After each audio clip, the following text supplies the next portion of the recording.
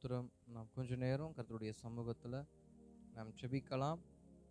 தேவனை நோக்கி இந்த 4வது நாட்களிலும் நாம் ஜெபிக்க போகிற ஒரு காரியம் என்னவென்றால், ஆண்டவரே, உம்முடைய அடிச்சுவடுகளை பின்பற்றுகிற பாக்கியத்தை எனக்கு தாங்கப்பா. இந்த உலகத்தில் எத்தனையோ பாதைகள் இருக்கிறது, உலகத்தில் எத்தனையோ வழிகள் இருக்கிறது. ஆனால் நான் உம்முடைய சிலுவையின் பாதையிலேயே நடந்து நீங்க எங்களுக்கு முன்பாக காண்பித்த அந்த அடிச்சுவடுகளை நாங்கள் பின்பற்றுவதற்கு எங்களுக்கு உதவி செய்யுங்கன்னு சொல்லி கொஞ்ச நேரம் தேவ சமூகத்தை நோக்கி ஹல்லேலூயா. நன்றி ஆவியானவரே, உம்மை நன்றியோடு ஸ்தோத்திரிக்கிறோம். ஸ்தோத்திரம் ஸ்தோத்திரம் ஸ்தோத்திரம் ஸ்தோத்திரம் ஸ்தோத்திரம் ஸ்தோத்திரம் ஸ்தோத்திரம். பரிசுத்த ஆவியானவரே, உம்மை நன்றியோடு ஸ்தோத்திரிக்கிறோம் ஸ்தோத்திரிக்கிறோம் ஸ்தோத்திரிக்கிறோம். ஆண்டவராகிய இயேசு கிறிஸ்துவே, நீர் எங்களுக்காய் வைத்து போயிருக்கிறதான அந்த அடிச்சுவடுகளை நாங்கள் உமக்கு பின்பாக தொடர்ந்து நடந்து வருகிறவர்களாக எங்களை மாற்றும்படியாக நாங்கள் ஜெபிக்கிறோம்ப்பா. அப்ப என்னை பின்பற்றி வாருங்கள், நான் உங்களை மனுஷனை பிடிக்கிறவர்களாய் மாற்றுவேன் என்று சொன்னது போல என்னை பின்பற்றி வாருங்கள், நீங்கள் கிராமங்களுக்குள் அற்புதம் அதிசயங்களை செய்யுங்கள் என்று சொன்னது போல என்னை பின்பற்றி வாருங்கள், நான் செய்கிறதை தானும் செய்வான், இவைகளை பார்க்கிலும் அதிகமாய் செய்வான் என்று சொன்னது போல என்னை பின்பற்றி வாருங்கள். என்னை நேசிக்கிறவர்களை பிதா நேசிக்கிறார் என்று சொல்லப்பட்டது போல அப்பா ஸ்தோத்திரம், எங்கள் வாழ்க்கையில நாங்கள் உம்மை பின்பற்றுவதற்கு எங்களுக்கு உதவி செய்வீராக. உம்மை பின்பற்றுவது எங்களுக்கு உதவி செய்வீராக.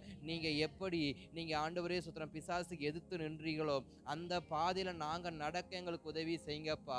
மத்தேயுவின் சுவிசேஷத்தின் 4ஆம் அதிகாரத்தில் எப்படி நீங்கள் பிசாசுக்கு அதிகாரம் உடையவராய் எதிர்த்து நின்று ஆண்டவரே அதன் துரைத்தனங்களையும் அதிகாரங்களையும் முறிந்து கொண்டு அவற்றை விரட்டினீரோ, அதுபோல் நாங்களும் துரைத்தனங்களையும் அதிகாரங்களையும் முறிந்து கொண்டு ஆண்டவரே ஸ்தோத்திரம், பிசாசோடு ரத்தம் சிந்தத்தக்க போராட எங்களுக்கு உதவி செய்யுங்க. எங்கள் அந்த பாதையில நடத்துங்கன்னு சொல்லி தேவ சமூகத்தில் அப்பா எங்களை உமது அடிச்சுவடுகளின் பாதையில நடத்துங்கப்பா. உமது அடிச்சுவடுகளின் பாதையில நடத்துங்கப்பா. நாங்கள் வழிமாறி போய்விடாதபடிக்கு நாங்கள் எங்களுடைய வாழ்க்கையில இந்த உலகத்தில் காணப்படுற பல்வேறு வழிகள் உண்டு ஆண்டவரே, பல்வேறு வழிகள் உண்டு. ஆனால் ஸ்தோத்திரம், அந்த பாதையில நாங்கள் பின்பற்றி போய் எங்களுடைய வாழ்க்கையை நாங்கள் அழித்து கொள்ளாதபடிக்கு அப்பா உம்மை பின்பற்றி அன்று நீர் எங்களுக்கு காண்பிக்கிற இந்த பாதையில நாங்கள் ஓடி வர கர்த்தர் உதவி செய்யுங்க. எங்களுக்கு நியமிக்கப்பட்ட அந்த ஓட்டத்துல நாங்கள் பொறுமையோடு கிறிஸ்து இயேசுவை நோக்கி ஓட கர்த்தர் உதவி செய்யுங்கப்பா. பொறுமையோடு கிறிஸ்து இயேசுவை நோக்கி ஓட எங்களுக்கு உதவி செய்யுங்கப்பா. இயேசுவே, எத்தனையோ பேர் வழி விலகி போயிருக்கலாம், வழி மாறி போயிருந்திருக்கலாம். ஆனா நானும் எனக்கு கொடுக்கப்பட்ட அந்த ரட்சிப்பின் பாத்திரத்தை எடுத்துக்கொண்டு நான் உமக்கு பின்னாக தொடர்ந்து முன் செல்ல எனக்கு உதவி செய்யுங்கப்பா. எனக்கு உதவி செய்யுங்கப்பா. கேட்கலாமா தேவ சமூகத்துல? எங்களை நேர்வழியாய் நடத்துங்க ஆண்டவரே, எங்களை நேர்வழியாய் நடத்துங்கப்பா, எங்களை நேர்வழியாய் நடத்துங்கப்பா. எங்களுக்கு குறுகலான பாதையோ கோணலான பாதைகளோ எங்களுக்கு வேண்டாம். வேதம் அழகாய் சொல்லுகிறது, அவர் உங்களுக்கு முன்னே போய் கோணலானவைகளை செவ்வையாக்குவார் என்று வாக்குத்தத்தம் இருக்கிறபடியினால் தேவனை நோக்கி ஆண்டவரே, எங்களுக்கு முன்பாக இருக்கிற எல்லா கோணலான பாதைகளையும் எங்கள் தேவனாகிய கர்த்தர் செவ்வையாக்குவீராக ஜெபிக்கிறோம் அப்பா. ஸ்தோத்திரம்பா. ஆதாம் ஏவாளுடைய வாழ்க்கையை கோணலாக்க வேண்டும் என்று சர்ப்பம் எண்ணியது போல அப்பா ஆபிரகாமுடைய வாழ்க்கையை கோணலாக்க வேண்டும் என்று சொல்லி ஆண்டவரே ஸ்தோத்திரம் ஏவப்பட்டு அவனுடைய வாழ்க்கையை திசை மாறியது போல அப்ப யாக்கோபுடைய வாழ்க்கை கோணலாக வேண்டும் என்று திசை மாற்றப்பட்டது போல, யோசேப்புடைய வாழ்க்கை திசை மாற்றப்பட்டது போல, ஆண்டவரே தாவீதுடைய வாழ்க்கை திசை மாற்றப்பட்டது போல எங்கள் வாழ்க்கையும் திசை மாற பண்ணுவதற்கு பல உபாய தந்திரங்கள் நடந்து கொண்டிருக்கிறது. அந்த உபாய தந்திரங்களுக்கு நாங்கள் தப்புவித்துக் கொள்ள கிருபதாங்கப்பா. ஆண்டவரே, எங்களை நெருக்கி நிற்கிறதான பாவங்களை உதறி தள்ளிவிட்டு நாங்கள் ஓட எங்களுக்கு உதவி செய்யுங்க. கேளுங்க தேவ சமூகத்தில், நான் எங்கள் பாரமான எல்லாவற்றையும் சுற்றி நெருக்கி நிற்கிற எல்லா காரியங்களையும் தள்ளிவிட்டு உதறிவிட்டு எனக்கு நியமிக்கப்பட்ட இந்த ஓட்டத்துல என் கர்த்தராம் இயேசு கிறிஸ்துவை நோக்கி அவர் அடிச்சுவடுகளை பின்பற்றி நான் தொடர்ந்து ஓட எனக்கு உதவி செய்யுங்க. எங்கள் சபைக்கு உதவி செய்யுங்க அப்பா. இன்றைக்கு தொடர முடியலையேன்னு சொல்லி என் இயேசு கிறிஸ்துவினுடைய அடிச்சுவடுகளை தொடர முடியவில்லையே என்று சொல்லி, அவர் எனக்காய் சிந்தின ரத்தம், ஓ ஸ்தோத்திரம், அதை நான் காத்து கொள்ள முடியலையேன்னு சொல்லி இருதயத்துல பாரப்படுகிறதான எல்லாரையும் அது கரத்துல ஒப்பு கொடுக்கிறோம். ஆண்டவரே, பாரமான எல்லாவற்றையும் உதறி தள்ளிவிட்டு இதுவரைக்கும் பாரப்படுத்தின காரியங்கள் எதுவாகினும், இதுவரை நெருக்கப்படுத்தின காரியங்கள் எதுவாகினும், இதுவரை ஆண்டவரே ஸ்தோத்திரம் அவருடைய பாதையை தடுத்த காரியங்கள் எதுவாகினும் அதையெல்லாம் உதறிவிட்டு இனி நியமிக்கப்பட்ட ஓட்டத்தில் ஓட கர்த்தர் உதவி செய்வீராகன்னு செபிக்கிறேன். ஆண்டவரே, காடானாலும் மேடானாலும் ஆண்டவரே உமக்கு பின்னாக செல்ல கர்த்தர் உதவி செய்வீராக. அப்படிப்பட்ட கிருபை இந்த மாலை நேரத்துல தருவீராக. அப்படிப்பட்ட கிருபை அந்த 4ஆம் நாள் கூட்டத்துல கர்த்தர் தருவீராக. ஆண்டவரே, குடும்பத்திலும் சரி, ஆண்டவரே வேலை செய்கிற இடத்திலும் சரி, உலகத்திலும் சரி, நெருக்கி வரக்கூடிய எல்லா காரியங்களையும் எல்லா பாரங்களையும் உதறி தள்ளிவிட்டு நியமிக்கப்பட்ட ஓட்டத்தில் தொடர்ந்து ஓட, விசுவாசத்தை காத்துக்கொள்ள, ஆண்டவரே ஓட்டத்தை முடிக்க, அப்பா ஸ்தோத்திர நீதியின் கிரீடத்தை பெற்றுக்கொள்ள கர்த்தர் உதவி செய்வீராக. ஆண்டவரே, இன்றைக்கு அப்படிப்பட்ட கிருபை வெளிப்படட்டும். இன்றைக்கு அந்த கிருபை சபைகளை வெளிப்படட்டும். இன்றைக்கு அந்த கிருபைகள் குடும்பங்களை வெளிப்படட்டும். உமது கரத்துல ஒப்பு கொடுக்கிறோம். நேர் வழியாய் எங்களை நடத்துங்கப்பா. ஆண்டவரே, பக்தன் மோசே ஜெபித்தது போல, உமது மேகம் எங்களுக்கு முன்பாக செல்லாவிட்டால் நான் என் பிரயாணத்தை தொடர மாட்டேன் என்று சொன்னது போல, அப்பா, இந்த நியமிக்கப்பட்ட இந்த ஓட்டத்துல, இந்த நியமிக்கப்பட்ட இந்த வாழ்க்கையில உமக்கு முன்பாக நாங்கள் ஓட, ஆண்டவரே உமக்கு பின்பாக உம்மையே பின்பற்றி நாங்கள் ஓட, உம்மையே நோக்கி ஓட எங்களுக்கு உதவி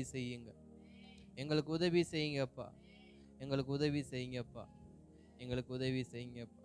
தேவனை நோக்கி பாரத்தோடு, ஆண்டவரே, எனக்கு முன்பாக அநேக கோணலான காரியங்கள் இருக்குப்பா, அநேக மாறுபாடுள்ள காரியங்கள் இருக்குப்பா, அநேக பொய்யான காரியங்கள் இருக்குப்பா, அநேக வழக்கான வாதுவான காரியங்கள் இருக்குப்பா. அது எல்லாவற்றுக்கும் நான் தப்புவிக்கப்பட்டு நேர்வழியாய் நடத்தப்பட, எனக்கு நியமிக்கப்பட்ட ஓட்டத்தில் நேர்வழியாய் நான் ஓட எனக்கு உதவி செய்யுங்க ஆண்டவரே, உங்களுக்கு உதவி செய்யுங்கப்பா. என் விசுவாசத்தை நான் எப்படி காத்துக்கொள்ள போகிறேன்? எனக்கு உதவி செய்யுங்கப்பா. என் விசுவாசத்தை நான் எப்படி காத்துக்கொள்ள போகிறேன்? எனக்கு உதவி செய்யுங்கப்பா. என் விசுவாசம் அற்று போகத்தக்க என் பாதையில் வரக்கூடிய எல்லா கோணலானவைகளையும் நிர்மூலமாக்குங்க. என் விசுவாசத்தை ஒழிக்க வேண்டும் என்று சொல்லி காணப்படுகிற எல்லா கோணலான காரியங்களும் இயேசுவின் நாமத்தில் மாறட்டும். என் கண்களுக்கு முன்பாக காண்பிக்கப்படுகிற எல்லா பொருளாசையும் மாறட்டும். என் கண்களுக்கு முன்பாக காணப்படுகிற எல்லா பொருளாசையின் எண்ணங்களும் மாறட்டும். ஆண்டவரே, அதிகார எண்ணங்கள் மாறட்டும். எனக்கு நியமிக்கப்பட்ட ஓட்டத்திலேயே நான் ஓட எனக்கு உதவி செய்யுங்கப்பா. எனக்கு நியமிக்கப்பட்ட ஓட்டத்திலேயே ஓட எனக்கு உதவி செய்யுங்கப்பா. ஓ ரிபாலா ஷகரபட ஹதரனமன ரிகபாலா ரகதுரோனோ ரேபாலா ஷதுரோனோ ரிகபாலா ரதரனமன. ஆவியானவரே, எஸ், அன்றைக்கு உம்முடைய உபவாசத்தை நிறைவேற்றி நீர் மீண்டுமாய் வரும்பொழுது, வனாந்திரத்தை விட்டு வெளியே வரும் பொழுது, சோதிக்கப்பட்ட நேரத்தில் அந்த கிருபை, சோதிக்கப்பட்ட நேரத்தில் அன்றைய சோதனையை சகித்து கொள்ளும்படியாக, அன்றைய விசுவாசத்தை காத்து கொள்ளும்படியாக, ஊழியத்தை தொடரும்படியாக அந்த வனாந்திரத்தில் என் தேவனாம் கர்த்தர் நீங்க வைத்திருந்த அந்த தன்மையை இன்றைக்கு நாங்களும் பெற்றுக்கொள்ள விரும்புகிறோம். எங்களுக்கு தாங்க ஆண்டவர், எங்களுக்கு தாங்க. எங்களை விட்டு கொடுக்கிறோம். ரட்சிப்பை நாங்கள் இழந்து விடாதபடி, கோணலான வழியில் நடந்து மாறுபாடான காரியங்களை செய்து எங்களுக்கு நியமிக்கப்பட்ட ஓட்டத்தின் பாதையை மறந்து நான் வாழ்வதை விட பாரமான எல்லாவற்றையும் விட்டு கிறிஸ்து இயேசுவுக்கு நேராக தொடர்ந்து ஓட கர்த்தர் எங்களுக்கு உதவி செய்வீராக. உம்முடைய கரத்தில் எங்களை ஒப்பு கொடுக்கிறோம். ஆவியானவர் தொடர்ந்து நடத்துவீராக. இயேசுவின் நாமத்தில் நல்ல பிதாவே, ஆமென், ஆமென், ஆமென், அல்லேலூயா, ஆமென். கர்த்தர் நல்லவர். உங்கள் யாவரையும் இயேசுவின் நாமத்தில் அன்போடு வாழ்த்துகிறேன். கர்த்தருடைய கிருபை உங்கள் யாவரோடும் கூட இருந்து நிச்சயமாய் உங்களை கர்த்தர் நேர் வழியாகவே நடத்துவாராகன்னு சொல்லி நான் மனதார வாழ்த்தி ஆசீர்வதிக்கிறேன். இப்பொழுதும் கர்த்தருடைய வார்த்தைக்கு ஆதாரமாக ஒரு வசனத்தை வாசித்துவிட்டு நாம் தொடர்ந்து கர்த்தருடைய வார்த்தையை நாம் தியானிக்கலாம். கர்த்தர் நமக்கு உதவி செய்வாராக. ஆமென். நமக்கு நன்றாக தெரிந்திருக்கும் 1 பேதுருவின் புஸ்தகம் 2ஆம் அதிகாரம், 1 பேதுருவின் புஸ்தகம் 2ஆம் அதிகாரம் அதன் 21வது வசனத்தை நாம் வாசிக்கலாம். 1 பேதுரு 2ஆம் அதிகாரம் 21வது வசனம்.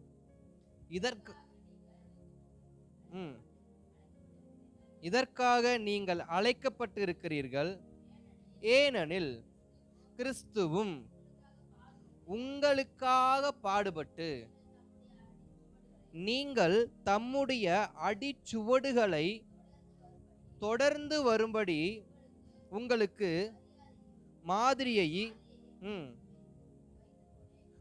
மாதிரியை பின் வைத்து போனேன். அல்லேலூயா. நாம் ஜெபிக்கலாமா? நாம் கண்களை மூடி. அன்பின் நல்ல ஆண்டவரே, ஆசீர்வதிக்கப்பட்டதான மகிழ்ச்சி நிறைந்த அந்த மாலை நேரத்துக்காக ஸ்தோத்திரம். இந்த சிலுவை தியானம், இந்த சிலுவையின் அன்பு என்ற அடிப்படையில் இந்த 4வது நாள் ஜெப நேரத்துக்காக ஸ்தோத்திரம்ப்பா. இந்த ஜெப நேரத்தில் பரிசுத்த ஆவியானவர் எங்களோடு பேசுவீராக எங்களை விட்டு கொடுக்கிறோம். எங்களோடு கர்த்தர் பேசுவீராக, எங்களோடு கர்த்தர் பேசுவீராக. ஆம் ஆவியானவர், எங்களோடு கர்த்தர் பேசு. வார்த்தை உம்முடையது, ஜனங்கள் உம்முடையவர்கள், வார்த்தை உம்முடையது. ஆவியானவர் பேசு, ஆவியானவர் பேசு. எங்கள் இருதயங்களை தாழ்த்துகிறோம், எங்கள் சிந்தைகளை தாழ்த்துகிறோம். கர்த்தர் எங்களோடு பேசு. இயேசுவின் நாமத்தில் நல்ல பிதாவே, அல்லேலூயா.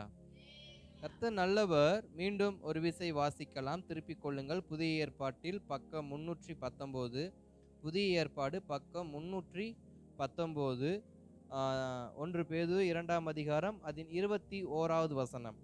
இதற்காக நீங்கள் அழைக்கப்பட்டு இருக்கிறீர்கள், ஏனெனில் கிறிஸ்துவும் உங்களுக்காக பாடுபட்டு நீங்கள் தம்முடைய அடிச்சுவடுகளை தொடர்ந்து வரும்படி உங்களுக்கு மாதிரியை பின் வைத்து.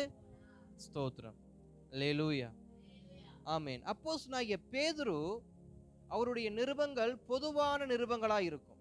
அது எல்லா மனுஷரும் படித்து கொள்ளக்கூடியதான ஒரு பொதுவான நிருபம். அந்த பொதுவான நிருபத்தில் பேதுரு ஒரு வார்த்தையை இணைக்கிறார். என்னவென்றால், அவர் பாடுபட்டு, கிறிஸ்து நமக்காய் பாடுபட்டு நமக்கு ஒரு பாதையை ஏற்படுத்தி சென்றிருக்கிறார். அப்ப நம் கர்த்தராம் இயேசு கிறிஸ்து நாம் நடந்து வரும்படியாக நமக்கு ஒரு பாதையை வைத்திருக்கிறார். அந்த பாதையை நான் பின்பற்றும்படி அதை அவருக்கு பின்னாக வைத்து போயிருக்கிறார். பின்னாகன்னா நான் பார்த்து வரும்படி. முன்னாக நடந்த இயேசு கிறிஸ்து பின்னாக வருகிற நான் அதை பார்த்து சரியாய் வரும்படிக்கு என அவருக்கு பின்னாக வைத்து போயிருக்கிறார். அல்லேலூயா. இப்ப ஸ்தோத்திரம். இந்த வார்த்தைய அப்போஸ்தலர் நடபடிகள் 1ஆம் அதிகாரத்துல அங்க இயேசு கிறிஸ்து சொல்லுவாரு, உங்கள் மேல் பரிசுத்த ஆவியானவர் வருவார். அவர் வரும்பொழுது நீங்க நடக்க வேண்டிய வழியை அவர் உங்களுக்கு காண்பிப்பார் அப்படின்ற ஒரு வார்த்தைய அங்க சொல்லப்பட்டிருக்கும். வாசிங்க. பரிசுத்த ஆவி உங்களிடத்தில் வரும் பொழுது நீங்கள் பலனடைந்து எருசலேமிலும் யூதேயா முழுவதிலும் சமாரியாவிலும்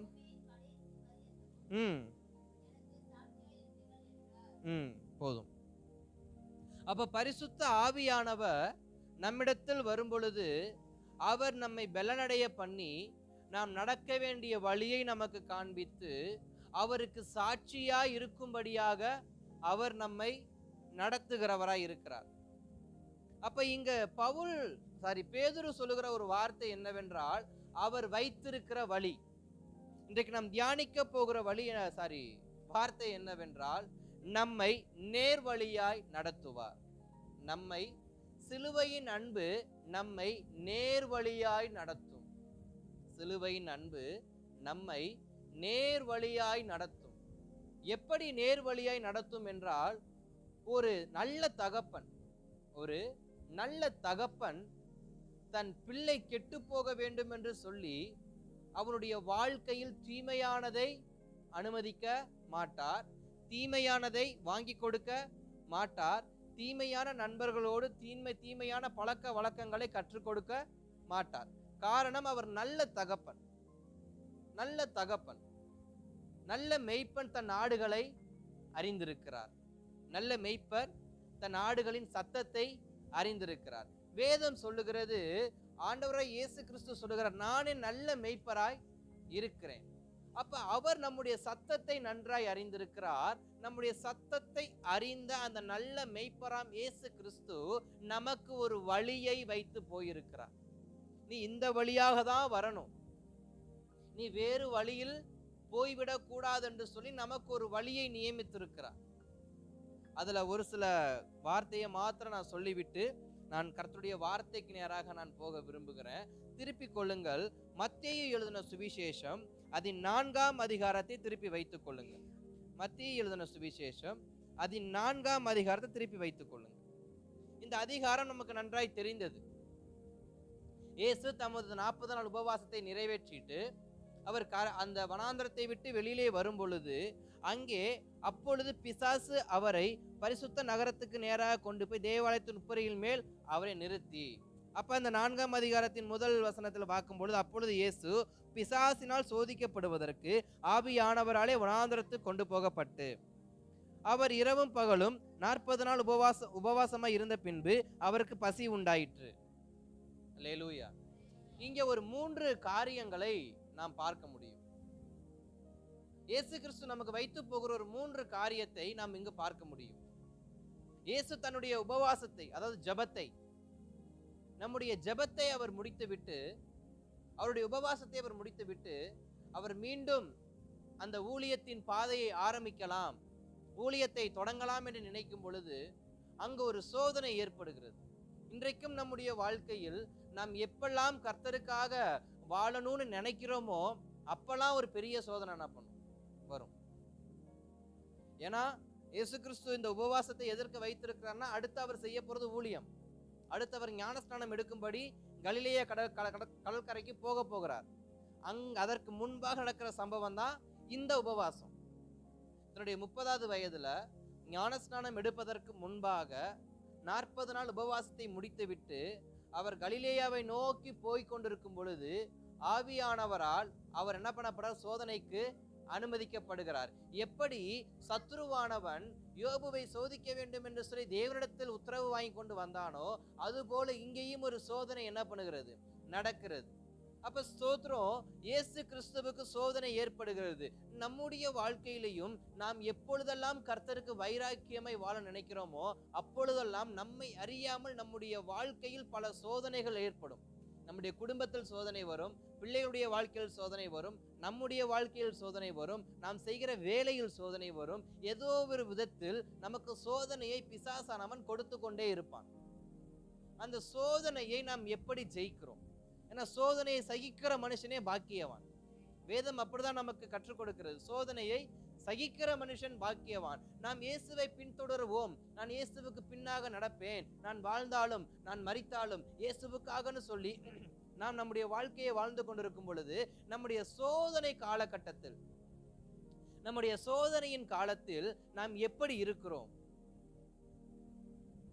ஏன் ஆண்டவரே, நான் உமக்காக வைராக்கியமாய் வாழணும்னு நினைக்கிறப்பதான் எனக்கு இந்த சோதனை வரணுமா? நேற்றுதான் என் கணவர் சொன்னாரு, நம்ம கர்த்தருடைய சமூகத்துக்கு போகலான்னு சொன்னாரு, ஆனா விடிஞ்சு காலைல பார்த்தா அவர் ஆலயத்துக்கு வர முடியாதுன்னு சொல்றாரு. ஏன் ஆண்டவரே எனக்கு இந்த சோதனை? இப்படி பல விதமான சோதனைகள் நம் தேவ சமூகத்திலிருந்து பெற்றுக்கொள்வோம். இரவு நன்றாக இருக்கும், இரவு சமாதானமா இருக்கும், ஆனா பகலிலோ அது மிகுந்த துன்பத்தை ஏற்படுத்தக்கூடிய காரணமாய் நமக்கு மாறும். அப்ப இப்படிப்பட்ட சோதனையான காலகட்டத்தில் நாம் என்ன செய்ய வேண்டும்? இயேசு என்ன செய்தார்? நாம் சற்று தியானித்து நாம் வேகமாய் சத்தியத்தை கடந்து செல்லலாம். அங்கு பார்க்கிறோம், 3-4 வசனத்தை வாசிக்கலாமா? அப்பொழுது சோதனைக்காரன் அவரிடத்தில் வந்து இந்த கல்லுகளுக்குள் அப்பமாகும்படி சொல்லும் என்றான். அவர் பிரதியுத்தரமாக, மனுஷன் அப்பத்தினால் மாத்திரமல்ல, தேவனுடைய வாயிலிருந்து புறப்படுகிற ஒவ்வொரு வார்த்தையிலும் பிழைப்பான். ஸ்தோத்திரம். இங்க முதல் காரியத்தை நம்ம பார்க்கிறோம். பிசாசு இயேசு கிறிஸ்துவை பார்த்து சொல்லுகிற ஒரு வார்த்தை, இந்த கல்லை அப்பமாக்கும். ஏன் இந்த கல்லை அப்பமாக்க சொல்லுகிறார் என்றால், அங்கு அவர் பசியோடு இருக்கிறார் என்று 2வது வசனம் நமக்கு தெளிவாக சொல்லுகிறது. அவர் பசியோடு இருக்கிறார். பசியோடு இருக்கும் பொழுது இங்கு பிசாசு செய்கிற ஒரு காரியம் என்ற கல்லை எடுத்து இதை அப்பமாக மாற்றி சாப்பிடும். நம்முடைய வாழ்க்கையில் நம்முடைய மாம்சத்தை பிசாசு தூண்டும் பொழுது, நாம் எப்பொழுது கர்த்தருக்கு உண்மையாக வாழ வேண்டும் என்று நாம் உபவாசிக்கிறோமோ, எப்பொழுது நாம் ஒரு பொருத்தனை பண்ணுகிறோமோ, எப்பொழுது நாம் ஸ்தோத்திரம் இதையெல்லாம் இதற்கப்புறம் வேண்டாம் என்று ஒரு முடிவெடுத்து வாழுகிறோமோ, அப்பொழுது நம்முடைய வாழ்க்கையில் வரக்கூடிய முதல் சோதனை என்ன தெரியுமா? மாம்சத்தில் சோதனை. நம்முடைய மாமிசத்தில் சோதனை ஏற்படும். இயேசு கிறிஸ்துவுக்கும் மாமிசத்தில் சோதனை ஏற்பட்டது. என்றால் மாமிசம் என்பது எப்படிப்பட்டது? அது பலவீனமானது. ஆவியோ உற்சாகம் உள்ளது. வேதம் நமக்கு கற்றுக் கொடுக்கிறது. மாமிசமானது பலவீனமானது. மாமிசம் என்பது ஒரு பலவீனமான காரியம். ஆனா ஆவியோ உற்சாகம் உள்ளது. அப்ப இயேசு கிறிஸ்து இந்த இடத்தில் நமக்கு கற்றுக் கொடுக்கிற காரியம் என்னவென்றால், உன் மாமிசம் எந்த அளவுக்கு தூண்டப்பட்டாலும், எனக்கு அதிகாரம் இருக்கிறது, எனக்கு அதிகாரம் இருக்கு, இந்த கல்லை அப்பமாக்கி சாப்பிடுவதற்கு எனக்கு அதிகாரம் இருக்கிறது. ஒரு 5 அப்பத்தை 5000 பேர் சாப்பிடுவதற்கு அற்புதம் செய்த முடிந்த என்னால் இந்த கல்லை அப்பமாக மாற்ற முடியுமா? முடியாதா? முடியும். அப்ப பிசாசு நம்ம எப்படி தூண்டுவான் என்றால், என்னால் எது செய்ய முடியுமோ அதையவே என்னை செய்ய வைத்து என்னை தூண்டுவான். நம்ம நினைக்கிறோம் பெரிய பெரிய காரியங்களை செய்ய வச்சு பிசாசு நம்மளை தூண்டுவானா? கண்டிப்பா கிடையாது. என்னுடைய கெப்பாசிட்டி என்னவோ, என்னால என்ன முடியுமோ அதையவே என் மாம்சத்துல தூண்டுவான். சில பாவ காரியங்களா இருந்தாலும், சில இச்சையின் காரியங்களா இருந்தாலும், பிசாசு எப்படி நமக்குள்ள கொண்டு வருகிறான்? அதை தூண்டி விடுகிறான், அந்த ஆசையை ஏற்படுத்துகிறான். இப்ப பசியோடு இருக்கிறவனுக்கு அப்பத்தை கல்லாக மாத்தி சாப்பிடுறதுக்கு ஒரு எண்ணத்தை கொடுத்தா என்ன தோணும்? ஆமா, எனக்கு அந்த அதிகாரம் இருக்குல்ல, இயேசுவின் நாமத்தினால என் தேவனுடைய நாமத்தை அந்த கல் அப்பமாக மாறட்டும்னு சொல்லி அவர் அப்பத்தை பிச்சு சாப்பிட்டுருக்கலாம். ஆனா அவர் செய்யல. ஏன்னா இது மாமிசத்தை தூண்டுகிற காரியம். இது ஒரு பெரிய விஷயம் கிடையாது. கல்லை அப்பமாக மாத்துவது ஒரு பெரிய பாவம் கிடையாது, ஒரு பெரிய விஷயமும் கிடையாது. ஆனா அங்க நம்ம கற்றுக்கொள்கிற விஷயம் என்ன? அங்க மாமிசம் தூண்டப்படுகிறது. நம்முடைய வாழ்க்கையில நாம் விழுந்து போவதற்கு நம்மை அதிகமாய் தூண்டி விடுகிறதே எது?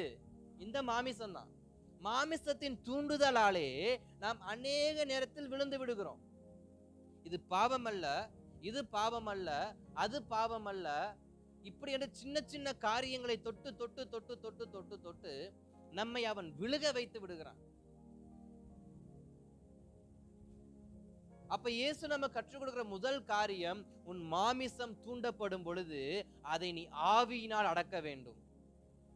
உன் மாமிச தூண்டப்படும் பொழுது அதை நீ எப்படி அடக்க வேண்டும் என்றால், அதை நீ ஆவியில் அடக்கணும். அந்த ஆவி என்னவென்றால், சத்திய வசனத்தை வைத்து, சத்தியத்தை வைத்து நீ உன் மாமிசத்தை கட்டுப்படுத்த கற்றுக்கொள்ள வேண்டும்.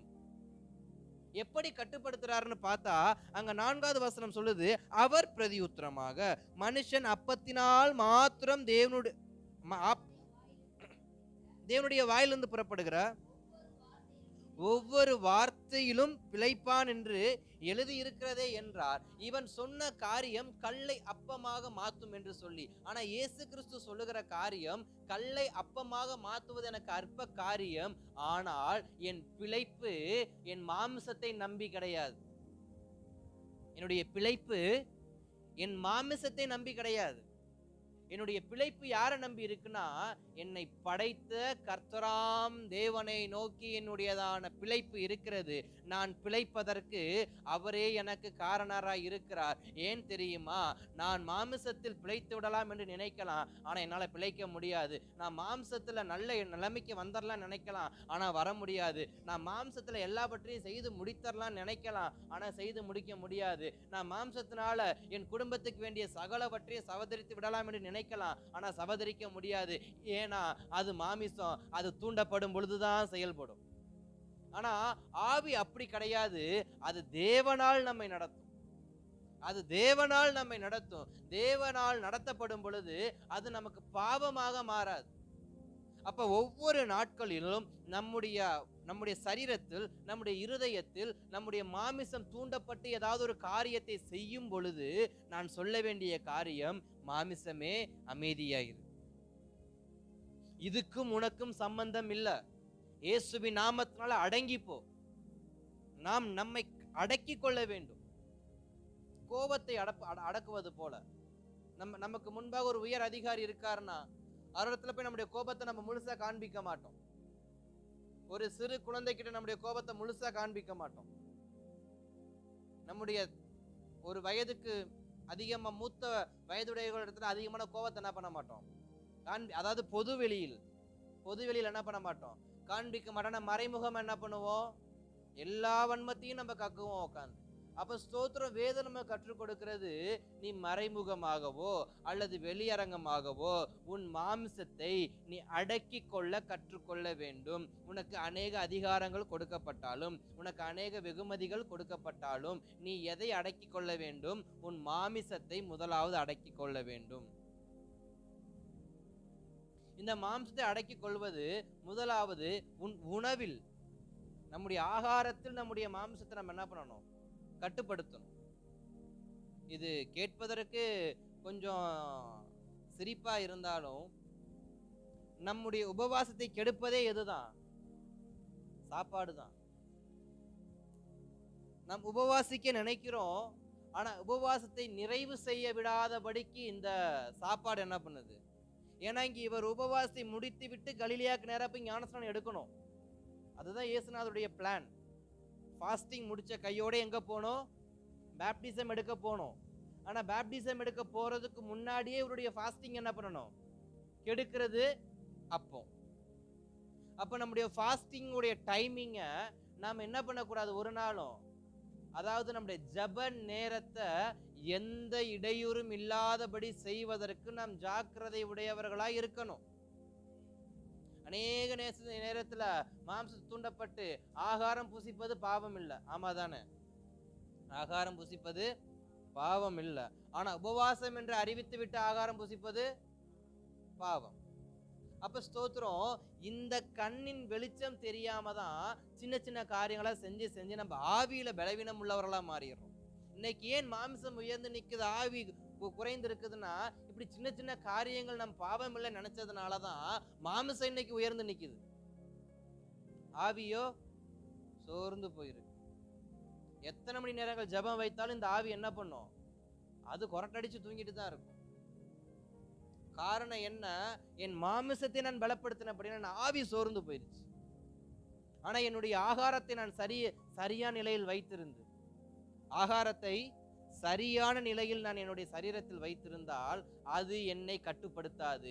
என் ஆவி எப்பொழுதும் உற்சாகம் உள்ளதாகவே இருக்கும். ஆனால் நானோ என் வயிற்றுக்கே ஊழியம் செய்து கொண்டிருக்கிறபடியினால் என் ஆவியோ தூங்கி கொண்டிருக்கிறது. அப்ப நமக்கு முதலாவது ஆண்டவர் கற்றுக் கொடுக்கிற முதல் பாதையை எது? உன் தொண்டையில் என்ன பண்ணணும்? கத்திய வைக்கணும். இன்னைக்கு ஒரு சின்ன ஒரு காரியத்தை ஒண்ணு பார்த்தேன். நம்முடைய சரீரத்துல என்னைய மாதிரி ஆட்களுக்கு, கொஞ்சம் உடம்பு இருக்கிறவங்களுக்கு தெரியாது, என்னைய மாதிரி ஆட்களுக்கு இந்த வயிற்றோட அடிப்பகுதி எப்படி தெரியும்? பெருசா தெரியும். அதுக்கு பேர் என்ன? தொப்பை. இந்த தொப்பை வர்றதுக்கு காரணம் என்ன? தேவையில்லாத கொழுப்பு சேர்றது. தேவையில்லாத கொழுப்பு சேருவதால 80% ஆகாரம் நான் சாப்பிடணும். சரி, மாமிசத்துல ஒரு ஹியூமன் 80% ஆகாரத்தை மட்டும்தான் சாப்பிடணும். ஆனா நாம 80க்கு பதிலா சில சமயங்கள்ல 110, 120, 150, 160, 200 வரைக்கும் நம்ம டார்கெட் என்ன பண்ணும் போகும். என் தொண்டையில் நான் கத்தி வைக்கவில்லை என்றால் என் சரீரம் பாதிக்கும். என் சரீரம் பாதிக்கப்பட்டால் சீக்கிரத்தில் நான் விழுந்து விடுவேன், நான் செய்ய வேண்டிய காரியத்தை செய்து முடிப்பதற்கு முன்பாகவே. சரி, இருக்கட்டும். அப்ப முதலாவது நான் எதில் ஜாக்கிரதை உடையவனா இருக்கணும்? என் மாமிசம் தூண்டப்படுவதில் ஜாக்கிரதை உடையவனா இருக்கணும். அடுத்து வாசிக்கலாமா? 5-6 வசனத்தை வாசிங்க. அப்பொழுது பிசாசு அவரை பரிசுத்த நகரத்திற்கு கொண்டு போய் தேவ ஆலயத்து உப்பரிகையின் மேல் அவரை நிறுத்தி, நீர் தேவனுடைய குமாரனே ஆனால் தாழ குதியும், ஏனெனில் தம்முடைய தூதர்களுக்கு உம்மை குறித்து கட்டளையிடுவார், உமது பாதம் கல்லில் இடராதபடிக்கு அவர்கள் உம்மை கைகளில் ஏந்து கொண்டு போவார்கள் என்பதை எழுதி இருக்கிறதே என்றான். இப்ப அடுத்த இடத்துக்கு பிசாசு கொண்டு போகிறான் இயேசுநாதரை. அப்ப இயேசுநாதர் கற்றுக் கொடுக்கிற இரண்டாவது காரியம், என் சுயமரியாதையை தூண்டப்படும் பொழுது நான் ஜாக்கிரதை உடையவனா இருக்கணும். நம்முடைய சுயமரியாதை, நம்முடைய சுயத்தை, அது எனக்கே உரியது. அதை எப்படி சொல்லுவாங்க எனக்கு சரியா தெரியல. இந்த தாய்மாமே சீரன் ஒன்று செய்வாங்கல்ல, அது எனக்கே உரியதுக்கு அதுக்கு ஒரு வார்த்தை, அது என்ன வார்த்தைன்னு தெரியல, அது அவங்களுக்கே உரியது, அது யாருக்குமே கூடாது. தன்மானம். தன்மானத்தை சீண்டினால் மாமிசம் என் தன்மானத்தை அநேக இடத்தில் சீண்டும். அப்படி என் தன்மானம் சீண்டப்படும் பொழுது நான் அந்த தன்மானத்தை அடக்கத்தக்கவனாய் என் ஆவியில் பலனுள்ளவனாய் இருக்கணும். இங்க ஒரு தன்மானம் வருது. என்ன தன்மானம் அப்படின்னா, இயேசு கிறிஸ்துவை பார்த்து பிசாசு சொல்லுகிறான், ஒரு தேவாலய துற்பருகை மேல் நிறுத்தி இங்கிருந்து குதியும், உம்முடைய கால்கள் இடராதபடிக்கு தூதர்களை கொண்டு உன்னை காப்பாற்றுவதற்கு அவர் கட்டளையிடுவார் தானே, இப்ப நீ குதி. இது என்ன? இப்ப ஒரு தன்மான பிரச்சனை, ஒரு மான பிரச்சனை.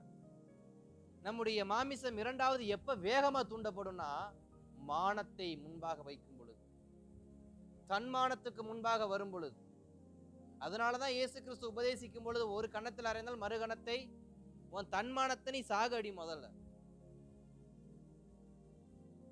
தன்மானம் தான் நமக்கு ஆணவம், கோபம் அடுத்தடுத்த கட்டமாக உச்சத்துக்கு வளருகிறது.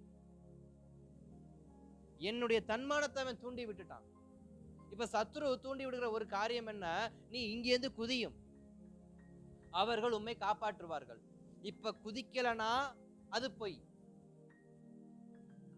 குதிச்சா நான் அவனுக்கு அடிமையா மாறிடுவேன், அதாவது மாம்சத்துக்கு அடிமையாயிருவேன். குதிக்கலனா அவமானப்படுத்துவான், குதிச்சா மாம்சத்துக்கு நான் அடிமையாயிருவேன். இப்ப தேவன் இந்த இரண்டையுமே அடக்குவதற்கு கற்றுக் கொடுக்கிற இரண்டாவது வழி என்ன? உன் ஆவியை உற்சாகம் உள்ளதாய் வைத்துக்கொள். அப்ப தேவன் சொல்லுகிற வார்த்தை என்ன? அதற்கு இயேசு, உன் தேவனாகிய கர்த்தரை பரீட்சை பாராதாயே என்று எழுதி இருக்கிறதே. அப்ப அங்க அவர் பார்க்கிற ஒரு வார்த்தை என்ன? அங்கேயும் வசனத்தை கொண்டே அவர் பேசுகிறார். நம்முடைய மாமிசம் எப்பொழுதெல்லாம் எழும்புகிறதோ அப்பொழுதெல்லாம் நம் கர்த்தருடைய வசனத்தை வைத்தே நம் மாம்சத்தை அடக்க கற்றுக்கொள்ள வேண்டும். இது தேவன் நம்ம கற்றுக் கொடுக்கிற இரண்டாவது பாதை. என் மாம்சத்தின் சுயத்தை, அதாவது தன்மானத்தை நான் அடக்க வேண்டும். என்னைய ஒரு 10 பேருக்கு முன்பாக திட்டினாலும் அது நியாயமான காரியமா இருக்கும் என்றால் நான் சரியாக அமைதியாக வந்துடணும். நான் பண்ணது தப்பா இருந்தாலும் என்னை எப்படி அவர் அங்க வச்சு கேட்கலாம், இதை எப்படி அவங்க அங்க வச்சு சொல்லலாம், இங்க வச்சு எப்படி கேட்கலாம்? இதெல்லாம் தன்மான பிரச்சனை, மான பிரச்சனை, கௌரவ பிரச்சனை. கௌரவத்தை கொஞ்சம் கழட்டி வச்சா நல்லா இருக்கும். இன்னைக்கு கிறிஸ்தவ வாழ்க்கையில நான் தான் பெரியவன், நீ தான் பெரியவன், எனக்கு தான் முதலிடம், உனக்கு தான் முதலிடம், கௌரவம் மண்டைக்கு மேல ஏறி தலகணம் பிடிச்சி இன்றைக்கு ஆடுகிற ஆட்டம் அது தாங்க முடியாத வீடுகளுக்குள்ள ரட்சிக்கப்பட்ட கணவன் மனைவிகளுக்குள்ளேயே நான் பெரியவன், நீ பெரியவன், நீ சின்னவன் நான் பெரியவன், இந்த பிரச்சனை ஈடுபாடுகள் வந்து வந்து வந்து வந்து குடும்பமே இன்றைக்கு எப்படிப்பட்ட நிலைமையில இருக்கு? சின்ன பின்னமாய் கிடக்குது. இந்த தலகணம், கௌரவம், ஆணவம், இது எல்லாவற்றையும் கிறிஸ்தவத்தில் இருக்கிறவங்க கலட்டி வைக்கணும். இவர்களுடையதான வேலைக்கும் இவர்கள் வீட்டில் காண்பிக்கும் பாவலாவுக்கும் சம்பந்தமே இருக்காது. வெளியில புலி, வீட்டுல பூனை, இது 2 பேருக்குமே சமம். வெளியில போனா அவங்க பூனையாட்டா இருப்பாங்க, எல்லா மனுஷன்கிட்டையும் பூனையா இருப்பாங்க. வீட்டுக்குள்ள வந்தா பொன்னாடியை பார்த்தா புலியா மாறிடுவாங்க. அதே மாதிரி அக்காவும் அதே மாதிரிதான். வெளியில போனா பூனையாட்ட இருக்கிற இடம் தெரியாம இருந்துட்டு வர்றது. ஆனா அதே அக்கா வீட்டுக்குள்ள வந்தா லெஃப்ட் அண்ட் ரைட் வாங்குறது யார? கட்டின புருஷனை. அப்ப ஸ்தோத்திரம், இதெல்லாம் எங்க இருந்து வருது? சுயத்தை தூண்டி விடும் பொழுது. என் தன்மானம், அது என்னுடைய கௌரவம், நான் யாருக்காக விட்டு கொடுக்க மாட்டேன். அத முதல்ல நம்ம கீழே இறங்கணும். அவர் குதிக்கவும் இல்ல, குதிக்க முடியாதுன்னு சொல்லல. அவர் சொல்ற ஒரே வார்த்தை, உன் தேவனாகிய கர்த்தரை பரீட்சை பாராதே என்று எழுதி இருக்கிறது. சத்தியத்தை அனுப்பி அவர் தன்னுடையதான சுயத்தை அடக்குகிறார். அப்ப நம்முடைய சுயத்தை நாம் எதை கொண்டு அடக்க வேண்டும்? சத்திய வசனத்தை கொண்டு. என் இருதயமே, வேதம் இப்படி சொல்லி இருக்கிறது, நீ விரோதமான காரியங்களை செய்ய துணியாதே. நீ அபிஷேகம் பண்ணப்பட்டவனுக்கு விரோதமா கையை உயர்த்தாதேன்னு சொல்லி தாவீதுக்கு யாருங்க சொல்லி கொடுத்தது? தாவீதுக்கு யாரு சொல்லி கொடுத்தது? அபிஷேகம் பண்ணப்பட்ட மனுஷனாகிய சவுலின் மீது கை வைக்க கூடாதுன்னு தாவீதுக்கு யாரு கற்றுக் கொடுத்தது? வசனம். சவுல் கற்றுக் கொடுத்தா சவுலையும் தாவீதுக்கு விரோதமா எழும்பிட்டு இருக்க போறார். வசனம், வேதம், ஆவியானவர் கற்றுக் கொடுக்கிற வார்த்தை தான் தாவீதுடைய வாழ்க்கையில. அவன் அபிஷேகம் பண்ணப்பட்டவன். அப்ப ஸ்தோத்திரம், அநேக நேரத்தில் என் சுயத்தை அடக்குவதற்கு எனக்கு தேவையான ஒரு காரியம் என்னவென்றால், என்னோடு கொடுக்கப்பட்ட பரிசுத்த ஆவியானவரை நான் எப்பொழுதும் அனல் மூட்டப்பட்டுள்ள ஒரு வாழ்க்கையை வாழ்ந்து கொண்டிருக்க வேண்டும். சிலுவையில கற்றுக்கொள்ள 2வது பாதை என்னன்னா, சுயத்தை அடக்கி நடக்க தெரிகிறவனாய் நான் இருக்கணும். அடுத்த வசனத்தை வாசிக்கலாம். 8வது வசனத்தை.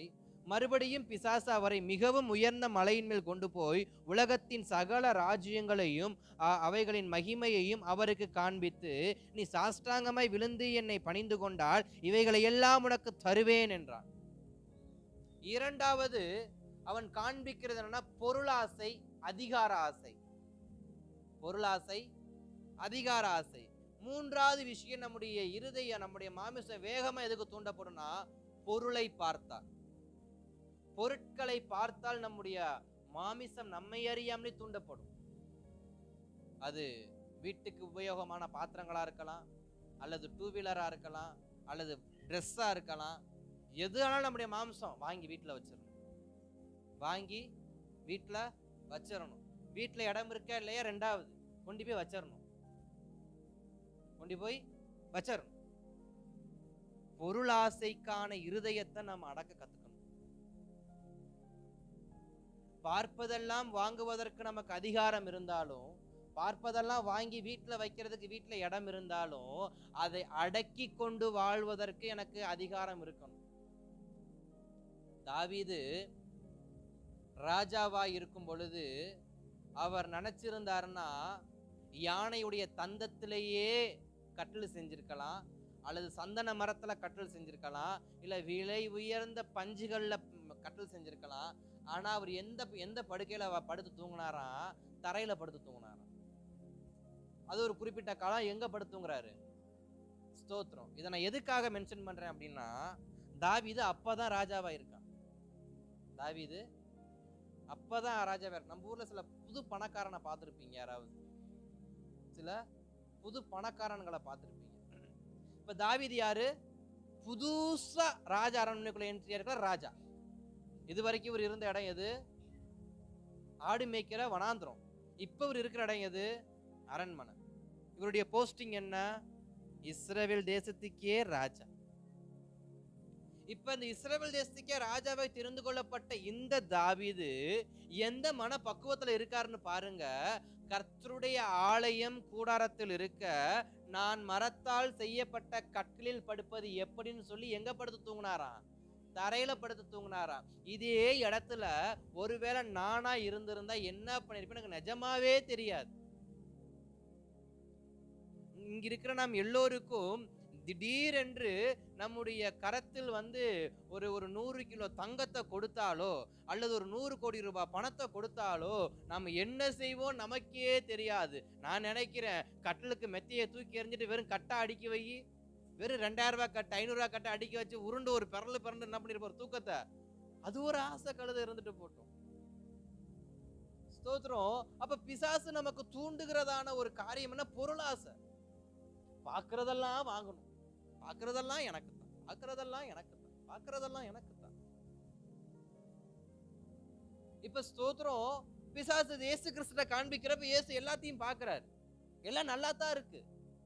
ராஜ்யங்கள் நல்லா இருக்கு, ஆகாரங்கள் நல்லா இருக்கு, அதிகாரங்கள் நல்லா இருக்கு, பொருட்கள் நல்லா இருக்கு, எல்லாத்தையும். அந்த வசனத்தை மறுபடியும் வாசிக்கலாமா? 8வது வசனத்தை. மறுபடியும் பிசாசு அவரை மிகவும் உயர்ந்த மலையின் மேல் கொண்டு போய் உலகத்தின் சகல ராஜ்யங்களையும் அவைகளின் மகிமையையும் அவர்களுடைய கண்களுக்கு காண்பித்து, நீ சாஷ்டாங்கமாய் விழுந்து என்னை பணிந்து கொண்டால் இவைகளை எல்லாம் உமக்கு தருவேன் என்றார். அப்ப எல்லாத்தையும் காண்பிக்கிறான். சகல ராஜ்யம் அப்படித்தானே போட்டிருக்கு. எப்படி போட்டிருக்கு? சகல ராஜ்யங்களையும், உலகத்துல இருக்கிற அனைத்து விலை உயர்ந்ததையும் கொண்டு வந்து எங்க நிப்பாட்டி இருக்கிறான்? கண்ணுக்கு முன்னாடி நிப்பாட்டி இருக்கிறான். ஒரு உயர்ந்த மலைக்கு கீழே இருந்து பாக்குறாரு.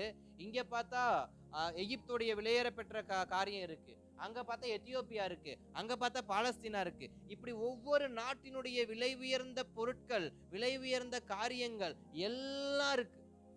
சகல ராஜ்யங்களையும், எல்லைகள். அப்ப ஸ்தோத்திரம், நாம் அடக்கி கொள்ள வேண்டியது 3வது காரியம், எல்லா பொருளாசைகளையும். என் கண்ணுக்கு படுற எல்லாமே எனக்கு தான். 10 சென்ட் இடம் இருந்தா அதுவும் எனக்கு தான், 100 கோடி ரூபாய் பணம் இருந்தா அதுவும் எனக்கு தான், 2 ட்ரெஸ் இருந்தா அதுல 1 எனக்கு தான். இப்படி எல்லாத்துலயும் இருந்து எனக்கு தான் எனக்கு தான் எனக்கு தான் சொல்லி வாங்கி வச்சு நம்ம என்ன செய்ய போறோம்? இயேசு சொல்றாரு, இந்த உலகத்தை ஆள்றதற்கு நீ எனக்கு அதிகாரம் கொடுக்கணும்னு இல்ல, என் பிதாவே எனக்கு அதிகாரம் கொடுத்திருக்கிறாரு. ஆனபடியினால் அப்பாலே போன்னு சொல்லி அவர் வசனத்தை வாசிங்க. அப்பொழுது இயேசு பணிந்து கொண்டு, அவர் ஒருவருக்கே ஆராதனை செய்வாயாக என்று எழுதியிருக்கிறதே என்றார். அப்பொழுது பிசாசானவன் அவரை விட்டு விலகி போனான். உடனே தேவ தூதர்கள் அவருக்கு பணிவிடை செய்தார்கள். அப்ப 3வது இருக்கிறதே மிக மோசமான ஒரு சுபாவம், பொருளாசை. அது அந்த பொருளாசைக்குள்ள எல்லாமே அடங்கும். அது இடம், வாகனம், நகை, பணம், பொருள், உடை, எல்லாமே. ஆசையோடு வாழ்வதை விட தேவனுக்கு பணிந்து வாழ்வது நமக்கு மிகுந்த பிரயோஜனமா இருக்கும். அப்ப இயேசு கிறிஸ்து நமக்கு பின்பாக வைத்து போன ஒரு 3 பல விஷயங்கள் இருக்கு. அதுல 3ஐ நான் பிரதானமாக இப்பொழுது சொல்லியிருக்கிறேன். ஒன்று என்ன? என்னுடையதான உணவை, என்னுடைய ஆகாரத்தை, என் மாம்சத்தின் தூண்டுதலை நான் அடக்க வேண்டும். என் மாம்ச தூண்டுதலை நான் அடக்க வேண்டும். 2வது, என் சுயத்தை, அதாவது என் ஆணவத்தை கொஞ்சம் நான் குறைக்கணும். நான் தான் சொல்றேன்ல, எனக்கு தெரியும்ல எல்லாம், அதை கொஞ்சம் அடக்கணும். 3வது, நமக்கு முன்பாக வைத்திருக்கிற சகல பொருட்களின் மேல் இருக்கிற பொருளாசை. என வேதம் சொல்கிறது, பண ஆசையை எல்லா தீங்குக்கும் வேறா இருக்கு.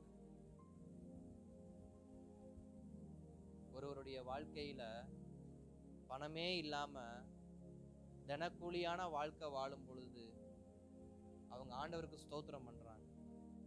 அன்றாட வாழ்க்கை ஏந்திரிச்சு, ஆண்டவர் எனக்கு ஸ்தோத்திரம், இன்றைக்கான ஆகாரத்தை எனக்கு தாங்க, இன்னைக்கான சம்பாத்தியத்தை எனக்கு தாங்க, எனக்கு அது போதும்னு ஸ்தோத்திரம் பண்றாங்க. சாயங்காலம் வீட்டுக்கு வந்தோடனே, ஆண்டவர் எனக்கு வேலை கிடைச்சிச்சு, அதுக்காக ஸ்தோத்திரம். எனக்கு இந்த நாள் 500 பணம் கிடைச்சிச்சு, அதுக்காக ஸ்தோத்திரம். என் பிள்ளைக்கு மருந்து வாங்க பணம் கிடைச்சிச்சு, ஸ்தோத்திரம். என் மனைவிக்கு, என் பிள்ளைகளுக்கும், எனக்கும் ஆகாரம் சாப்பிட உணவு காசு கிடைச்சி, எல்லாத்துக்கும் ஸ்தோத்திரம் பண்றான் தினக்கூலியா இருக்கும் பொழுது. அன்றன்றைக்கான அப்பத்துக்கு வேலைக்கு போறப்ப தினைக்கும் ஜெபம் பண்றான். அன்னைக்கு அவனுக்கு டயர்டு தெரியாது, அன்னைக்கு அவனுக்கு சோம்பல் தெரியாது, அன்னைக்கு எதுவுமே தெரியாது. வேலையே இல்லாம கிருபையில வேலை கிடைக்கும் பொழுது அவனுக்கு சோம்பலே தெரியாது. ஸ்தோத்திரம் பண்ணிக்கிட்டே இருப்பாங்க. கர்த்தர் அந்த ஸ்தோத்திரத்தை பார்த்து கொஞ்சம் 500 வாங்குற இடத்துல 1000 வாங்க வச்சார். இப்ப அதே ஸ்தோத்திரத்தின் அளவுகள் குறைய ஆரம்பிச்சிச்சு. அதே நேரம், ஆனா அளவு குறையும். 100 ஸ்தோத்திரம் போட்டான், இப்ப 50 ஸ்தோத்திரம் போறான். ஆனாலும் அந்த 1000 வாங்குற இடத்துல அவனுக்கு அந்த 1000 வாங்குறதுக்கு ஏற்ற மூளை ஆண்டவர் கொடுத்திருக்காரு பாத்தீங்களா? ஏன்னா 500 வாங்குறப்ப ஹெல்ப்பரா இருந்திருப்பான். இப்ப 1000 வாங்குறான்னா அவனுக்கு ஒரு ஹெல்ப்பர் இப்ப இருந்திருப்பான். அந்த அளவுக்கு ஒரு வளர்ச்சி வந்திருக்கும். அப்ப மூளையும் வளர்ந்துருச்சு, அறிவு வளர்ந்துருச்சு. அறிவு பெருத்ததுனால இப்ப அறிவு பெருக்க ஆரம்பிக்குது. அறிவு பெருக்க அவன் தேவனுக்கு விரோதமாகவே நிற்கிறவனாக மாறுகிறான். லூசிபர் தேவனுக்கு முன்பாக நிமிர்ந்து நிற்பதற்கு என்ன காரணம்? அவன் படைக்கப்பட்டவன் படைத்தவருக்கு எதிராக நிற்கிறான். காரணம் என்ன? அதுபோல எனக்கும் வேணும், அந்த மகிமை எனக்கு வேணும், அந்த கணம் எனக்கு வேணும், அந்த துதி எனக்கு வேணும். இப்ப இவன் கையில பணத்தை அதிகமா ஆண்டவர் கொடுத்துட்டாரு. பணத்தை அதிகமா கொடுத்ததுனால இந்த கொழுத்து போன எலி வலையில உக்காராம ஊர்மைய போயிருது. ஸ்தோத்திரம் சொல்லக்கூடாது, கர்த்தர் நல்லவர். கொழுத்து போன எலி வலைய விட்டு என்ன பண்ணுது? அப்பனா என்ன அர்த்தம்? அது வலைய விட்டு அது வேற வேற வலைக்கு, எலி கொளுத்தா வலையில நிக்காதுன்றதுக்கான அர்த்தம் புரியுதா? அது கொளுத்துச்சுன்னா அது வலையில இருக்காது, அது வேற வலைக்கு போகும். வேற வலைனா வேற வீட்டுக்கு அது தேடி போகும். ஸ்தோத்திரம். வேற வேற இடங்களுக்கு அந்த எலி ஓடுது. வேற வேற நபர்கள் அந்த எலி சந்திக்க போகுது. சந்திச்சு ஒரு நாள் ஒரு காலம் வருது. அந்த எலி நல்ல ஒரு பெரிய கூண்டுல போய் என்ன பண்ணுது? மாட்டிக்கிட்டு, இப்ப அந்த கூண்டுக்குள்ள மாட்டின இந்த எலி ஸ்தோத்திரம் பண்ணுது. ஸ்தோத்திரம் ஸ்தோத்திரம் ஸ்தோத்திரம், இந்த கூண்டை விட்டு நான் வெளியே வரணும், இந்த கூண்டை விட்டு நான் வெளியே வரணும். நான் சுதந்திரமா இருந்தப்ப இருந்த ஸ்தோத்திரம் என்கிட்ட இருந்துச்சுன்னா, என் மாமிசத்துக்கு நான் இடம் கொடுக்க போய் தானே இன்னைக்கு நான் கூண்டுக்குள்ள அடைஞ்சிருக்கிறேன். இன்னைக்கு நான் கூண்டுக்குள்ள அடைஞ்சிருந்து எந்த ஒரு காரியத்தையும் செய்ய முடியாமல் சிக்கி சின்ன பின்னமா இருப்பதற்கு காரணம் என்ன? என்னுடையதான கரத்தில் என் தேவன் கொடுத்ததை என் மாம்சத்தின்படி நான் பிரயோகம் பண்ணினதுனால, என் சுயத்தின்படி நான் பிரயோகம் பண்ணினதுனால, என் கண்களுக்கு பட்ட அனைத்தையும் ஆசை கொண்டு செய்ததுனால. இப்ப எங்க இருக்கு அந்த எலி? வலையில் இல்லாத எலி இப்ப கூண்டில் அடைக்கப்பட்டிருக்கு. அந்த எலி கம்முன்னு வலையில இருந்திருந்தா அது பாட்டுக்கு இருந்திருக்கும். இதுதான் நம்முடைய ஆவிக்குரிய நிலைமை. நம்முடையதான மாமிசத்தில் நாம் ரொம்ப பின்தங்கி இருக்கும் பொழுது, ஆவியில் ரொம்ப பின்தங்கி இருக்கும் பொழுது நம்மை உற்சாகப்படுத்தி, நம்மை ஒரு நாள் இயேசு சந்தித்து நீ இப்படிப்பட்ட வாழ்க்கையை வாழுப்பான்னு சொல்றப்ப ஆரம்பத்தில் நம்முடைய ஸ்தோத்திரங்கள் நல்லா தான் இருக்கு. 10 ரூபாய் கிடைக்கிறப்ப ஸ்தோத்திரம், 10 ரூபா 50 ரூபாயா மாறுது, 50 ரூபா 100 ரூபாயா மாறுது, 100 500 மாறுது, 500 1000 மாறுது, 1000 10 மாறுது, 10 லட்சமா மாறுது. இப்ப என் வாயிலிருந்து என்ன வரதில்ல? ஏன்? என் மாமிசம் என்னை ஆளுகை செய்து கொண்டிருக்கு. அப்ப ஸ்தோத்திரம், நான் எதற்கு பின்பாக ஓடிக்கொண்டிருக்கிறேன்? உலகம் என்பது பொய். நான் எதற்கு பின்பாக ஓடிக்கொண்டிருக்கிறேன்னா, என் மாம்சத்துக்கு பின்னாகவே நான் ஓடிக்கொண்டிருக்கிறேன். நிறைய முறை நம்ம சொல்லலாம், உலகத்துக்கு பின்னாக நான் ஓடிக்கிட்டு, உலகத்துக்கு முன்னாடி ஓடலங்க, நான் என் மாம்சத்துக்கு முன்னாடி தான் ஓடிக்கிட்டு இருக்கேன். உலகம் டெக்னாலஜி உடையது, அதை ஒன்றும் சொல்ல முடியாது. உலகம் பொருட்கள் நிறைந்தது, அது ஒன்றும் சொல்ல முடியாது. உலகம் அதிகாரம் நிறைந்தது, அதை ஒன்றும் சொல்ல முடியாது. உலகம் பணபலம் உடையது, ஒன்றும் சொல்ல முடியாது. ஆனா நான், என்னால முடியும்ல. உலகத்தை திருத்த முடியாது. உலகத்தை போய் உன்கிட்ட ஏன்டா இத்தனாயிரம் கோடி பணம் இருக்குன்னு கேட்க முடியுமா? முடியாது. உலகத்தை போய் நீ ஏன்டா இத்தனாயிரம் விதமான உணவுகளை விற்கிறன்னு கேட்க முடியுமா? உலகத்துல போய் நீ ஏன் இந்த மாதிரி இடத்துல இப்படிப்பட்ட தேவையில்லாத காரியங்களை பண்றன்னு கேட்க முடியுமா? அவனை கேட்க முடியாது, ஆனா என்னால என்ன கேட்க முடியும்? அப்ப நான் என்னை அடக்கி கொள்வதற்கு நான் கற்றுக்கொள்ளணும். அதை தான் தேவன் நமக்கு வைத்து போனதான அடிச்சுவடு. அவனவன் தன் சுயத்தை, அவனவன் தன் சுய மரியாதையை, அவனவன் தன் சுய கௌரவத்தை அடக்கி கொண்டு ஆவியின்படி நடக்கிறவர்களாய் நாம் என்ன பண்ணணும்? மாறணும். ஸ்தோத்திரம். இங்கு திருப்பிக் கொள்ளுங்கள். 1 பேதுரு 2ஆம் அதிகாரத்துக்கு திரும்பி வந்துருங்க. 21ஆம் வசனத்தை மறுபடியும் வாசிங்க. 1 பேதுரு 2:21. இதற்காக நீங்கள் அழைக்கப்பட்டு இருக்கிறீர்கள், ஏனெனில் கிறிஸ்துவும் உங்களுக்காக பாடுபட்டு நீங்கள் தம்முடைய அடிச்சுவடுகளை தொடர்ந்து வரும்படி உங்களுக்கு மாதிரியை பின்வைத்து போனார். அந்த மாதிரியில 3 மாதிரியே அங்க மத்தேயுல பார்த்தோம். மீதி ஒரு 5 மாதிரி அடுத்து நம்ம பார்ப்போம். அடுத்த வசனத்தை வாசிங்க. அவர் பாவம் செய்யவில்லை, அவருடைய வாயில் வஞ்சனைகள் காணப்படவும் இல்லை. நம்ம கற்றுக் கொடுக்கிற அடிச்சுவடுகள்ல நம் வாயில் என்ன பண்ணக்கூடாது?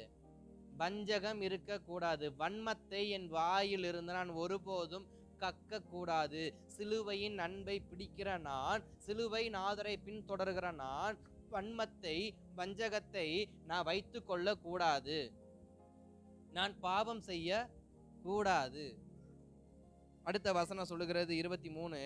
அவர் வையப்படும் பொழுது பதில் வையாமலும், பாடுபடும் பொழுது பயமுறுத்தாமலும், நியாயமாய் தீர்ப்பு செய்கிறவருக்கு தம்மை ஒப்பு கொடுத்தார். அது யார்? பிதாவாகிய தேவன். இயேசு கிறிஸ்து யாருக்கு தம்மை விட்டு கொடுக்கிறாரு? நியாயமாய் தீர்ப்பு செய்கிற பிதாவுக்கு ஒப்பு கொடுக்கிறாரு. அதுக்கு மேல சொல்லப்படுகிறது, அவர் வையப்படும் பொழுது பதில் வையாமல், பாடுபடும் பொழுது பயமுறுத்தாமலும், நியாயமாய் தீர்ப்பு செய்கிறவருக்கு தம்மை ஒப்பு கொடுத்தார். அப்ப என்னுடைய வாழ்க்கையை நான் யாருக்கு ஒப்பு கொடுத்து வாழ வேண்டும்? என்னை விசாரிக்கிற எம்பெருமான் இயேசு கிறிஸ்துவுக்கு என்னை விட்டு கொடுத்து வாழ வேண்டும். எல்லாவற்றையும் கர்த்தர் பார்த்து கொள்வார். என்னைய பார்த்து வார்த்தை தாவீது அழகா இந்த காரியத்துல எனக்கு ரொம்ப ரொம்ப பிடிக்கும் தாவீதை. ஏன்னா சிமேயு தாவீது அவ்வளவா வஞ்சிப்பான். ஆனா தாவீது ஒரு வார்த்தை பேசாம அமைதியா போயிட்டு இருப்பார். கூட இருக்கிறவ போர்ச்சேவர் சொல்லுவாங்க, தாவீது ஒரு வார்த்தை சொல்லுங்க, சிமேயு நாய் அடிக்கிற மாதிரி அடிச்சு கொண்டாரன்னு சொல்றப்ப சிமேயு தாவீது ஒரு பதிலும் சொல்ல மாட்டாரு. வாப்பா, இது எனக்கு அனுமதிக்கப்பட்டிருக்கு, வா போவோம். யார் ஒருவர் நம்மிடத்தில் போடப்படுற குற்றச்சாட்டுகளை எல்லாம், இது எனக்கு கர்த்தர் அனுமதிக்கிறார், இது கர்த்தருக்கு அனுமதித்திருக்கிறார். உபத்திரம் வருதா, கர்த்தர் அனுமதித்திருக்கிறார். யோபு அதான் சொன்னாரு, சரீரத்துல பலவீனம். யோபு சொல்ற வார்த்தை, இது கர்த்தருக்கு அனுமதித்திருக்கிறார். அவர் கொடுத்தார், அவர் எடுத்தார். அப்ப நான் என் வாழ்க்கையில் எது நடந்தாலும் கர்த்தர் அனுமதித்திருக்கிறார், அவர் பார்த்துக் கொள்வார். பேசுறாங்களா, இன்றைக்கு இப்படி ஒரு பேச்சு வாங்கணும்னு எழுதப்பட்டிருக்கு, அவ்வளவுதான். இன்றைக்கு ஒரு ஏமாற்றமா, இன்னைக்கு நான் ஏமாந்து போன்னு எழுதி இருக்கு, சரி. இன்றைக்கும் சண்டையா, பரவாயில்ல, எழுதப்பட்டிருக்கு. அப்ப எல்லாவற்றையும் நியாயமாய் தீர்ப்பு செய்கிற இயேசு கிறிஸ்து கிட்ட ஒப்பு கொடுத்துருங்க. அவர் நிச்சயமா நமக்கு நியாயமா தீர்ப்பு செய்வார். நம்ம நினைச்சுக்கிட்டு இருக்கிறோம், இதை நான் கேட்டாதான் எனக்கு ஒரு பதில் கிடைக்கும். இன்னைக்கு நான் ஒரு 10 பேரை வச்சு பஞ்சாயத்து பண்ணாதான் எனக்கு ஒரு பதில் கிடைக்கும். இல்ல, நியாயமா தீர்ப்பு செய்யறட்ட ஒப்பு கொடுத்துட்டு விட்டுருங்க, அவரு பார்த்துக்குவார். என்ன, அவருடைய ப்ரொசீஜர் கொஞ்சம் லேட் ஆகும், கொஞ்சம் தாமதப்படுத்துவார், ஆனா சரியான பதில் கொடுப்பார். நிறைய முறை இதை நான் அனுபவிச்சிருக்கிறேன். என்னுடைய வயசுக்கு நான் அனுபவிச்சிருக்கிறேன். இன்னும் எனக்கு வயசுகள் வர வர வர வர இன்னும் அநேக காரியத்தை நிச்சயம் என்ன கண்களில் பார்க்க வைப்பார். அப்ப நம்முடைய வாழ்க்கையிலையும் நாம் நியாயமாய் தீர்ப்பு செய்கிறவருக்கு எல்லாத்தையும் விட்டு கொடுத்துடணும். நம்முடைய வாழ்க்கையில் நன்மை நடக்குதோ தீமை நடக்குதோ, நம்மளை நேசிக்கிறாங்களோ வெறுக்கிறாங்களோ, நம்ம மேல வஞ்சகத்தை வைக்கிறாங்களோ பாசத்தை பொழிகிறாங்களோ, எது நடந்தாலும் கர்த்தர் பார்த்து. இது திட்டினவே இன்னைக்கு நம்மளை பார்த்து ஸ்தோத்திரம் பண்ணலானா, கர்த்தருக்கு ஸ்தோத்திரம்னு போயிடணும். நேத்து என்னைய பார்த்து என் மூஞ்சில முழிக்காதவன்னு சொன்னவன் இன்னைக்கு என் வீடு தேடி வந்து என்கிட்ட பேசிட்டு இருக்கானா, கர்த்தருக்கு ஸ்தோத்திரம்னு போயிடணும்.